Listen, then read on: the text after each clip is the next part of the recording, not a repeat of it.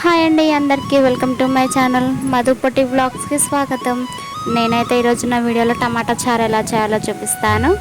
చూడండి, మనమైతే స్టవ్ వెలిగించుకొని ఒక బ్యాన్ని పెట్టుకోవాలి. అందులో అయితే మనం టమాటా ముక్కలు చిన్నగా ఏం కోయాల్సిన అవసరం లేదు, పెద్దగానే కోసుకొని నేనైతే ఇక్కడ పొయ్యి మీద పెట్టుకున్నాను. మీరు పులుపు ఎంత తినగలుగుతారో దాన్ని బట్టి ఇందులోకైతే కొంచెం చింతపండును కూడా యాడ్ చేసుకోండి. ఇప్పుడు మనం ఇందులోకి కొన్ని నీళ్ళు అయితే యాడ్ చేసుకుందాం. నీళ్ళు వేయడం వల్ల కొంచెం రసం అయితే వస్తుంది. దీన్ని కొందరు టమాటా చారు అంటారు, కొందరు టమాటా రసం అంటారు. మేమైతే టమాటా చారు అని అంటాం. మీరేమంటారో నాకు కామెంట్ చేయండి. ఇందులోకి నేనైతే కొన్ని వాటర్ యాడ్ చేసుకున్నాను. నీళ్ళు పోయడం వల్ల మనకైతే కొంచెం ఎక్కువనే వస్తుంది. చూసారు కదండి ఎలా ఉడుకుతుందో. ఒకసారి మనం ఇందులో ఇట్లా మధ్యలో కలుపుతూ ఉండాలండి. ఇట్లా కలపడం వల్ల చింతపండు టమాటాలు అనేది మంచిగా మగ్గుతాయి. దీన్ని అయితే మనం ఇప్పుడు ఒక 5 నిమిషాలు అయితే ఉడకబెట్టుకుందామండి.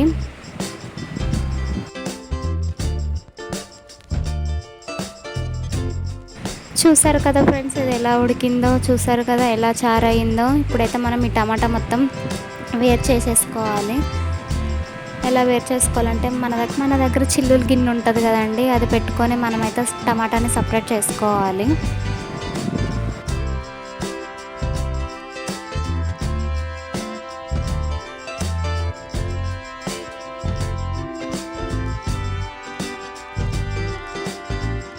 ఇది చల్లగైన తర్వాత టమాటాలని చేతితో కూడా మొత్తం పిసికేసి చారు తీసేయొచ్చండి.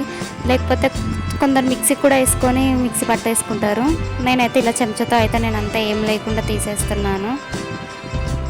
అది కాలుతుందని చెప్పి మా ఆయన అయితే నాకు కొన్ని వాటర్ పోస్తున్నాడు. ఇలా మనం ఇందులోనే వాటర్ పోసుకుంటే ఇది మనం ఇలా అంటే టమాటాలలో చింతపండులలో ఇంకేమైనా రసం ఉన్నా కూడా అంత కిందికి వచ్చేస్తుంది.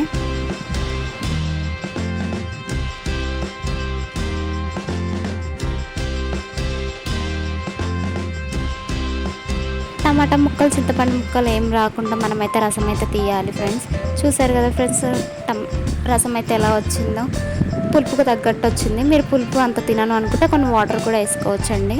ఇప్పుడు స్టవ్ వెలిగించి ఇంకో ప్యాన్ పెట్టుకొని అందులో అయితే మనం ఆయిల్ వేసుకోవాలి. ఆయిల్ హీట్ అయిన తర్వాత కొంచెం జీలకర్ర, అదేవిధంగా కొన్ని ఆవాలు కూడా వేసేసుకోవాలండి.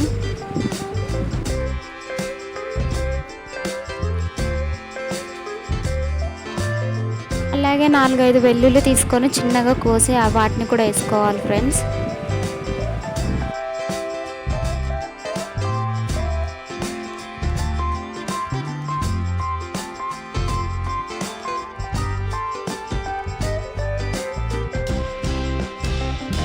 ఇలా వెల్లుల్లి, జీలకర్ర, ఆవాలన్నీ వేగిన తర్వాత ఇందులోకైతే మనం పచ్చిమిర్చి, ఎండుమిర్చి అయితే యాడ్ చేసుకోవాలండి.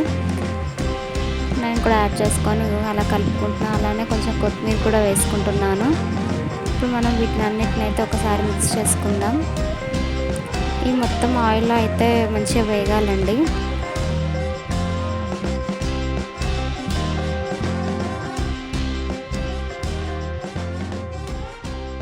చూసారు కదండి, ఇలా ఆయిల్లో మొత్తం వేగిన తర్వాత మనమైతే కొంచెం పసుపు వేసుకోవాలి.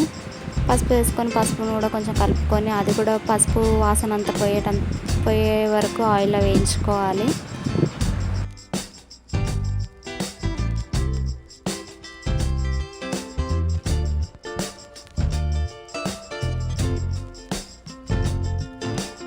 చూసారు కదండి, పసుపు కూడా వేగిపోయింది. ఇలా అన్నీ మంచిగా వేగిపోయి అన్నీ మంచిగా వేగిన తర్వాత ఇందులో మనం ఇందాక తీసుకున్న టమాటా చారుని అయితే వేసుకోవాలండి. అది కూడా వేసుకొని మనం కలుపుతూ ఇందులో మనకి ఇప్పుడు ఎంత కారం కావాలో అంత కారం అయితే వేసుకోవాలండి. మనం పచ్చిమిర్చి వేసినాం, ఎండుమిర్చి వేసినాం, కారం అయితే చూసుకొని వేసుకోవాలి. ఇప్పుడైతే నేను కొంచెం ఇందులో కారం కూడా యాడ్ చేస్తున్నానండి. మేమైతే కొంచెం కారం తక్కువనే తింటాం కాబట్టి నేనైతే కొంచెం కారం తక్కువనే వేసుకున్నాను. మీరు తినేదాన్ని బట్టి వేసుకోండి. ఒకసారి అంతా బాగా కలపాలి. కారం కూడా చారుకి అంత పట్టాలి కదా, అంత మంచి బాగా మిక్స్ చేసి దీన్ని అయితే ఒక 2 నిమిషాలు పొయ్యి మీద అయితే మసాలా పెడదామండి.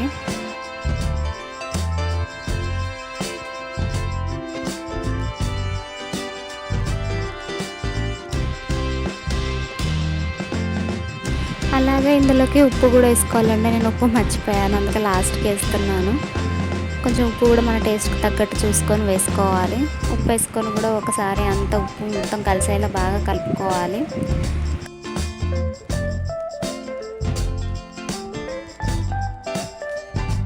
దీన్నైతే ఇప్పుడు మనం ఒక 5 నిమిషాలు స్టవ్ మీద పెట్టి దీన్నైతే మగ్గనియాలండి. ఈ చారు ఒక 5 నిమిషాలు మగ్గిన తర్వాత మనం ఇప్పుడు ఇందులోకి అయితే కొంచెం ఎండు కొబ్బరి పొడి వేసుకుంటున్నా.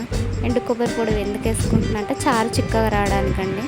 కొందరు పిండి పోస్తారు కానీ ఇందులో పిండి పోస్తే అంత టేస్ట్ అనిపించదని నేనైతే కొంచెం ఎండు కొబ్బరి పొడి అలానే గరం మసాలా అయితే వేసుకున్నాను.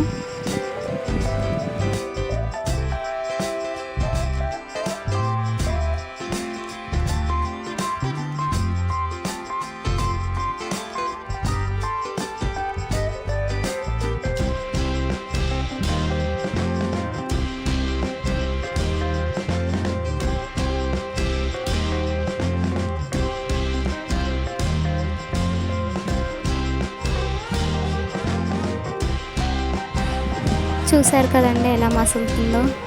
ఇంతేనండి. ఇలా మసిన తర్వాత ఒక 5 నిమిషాల తర్వాత మనం గ్యాస్ బంద్ చేసి తర్వాత స్టవ్ చేసుకుంటే అయిపోయినట్టేనండి.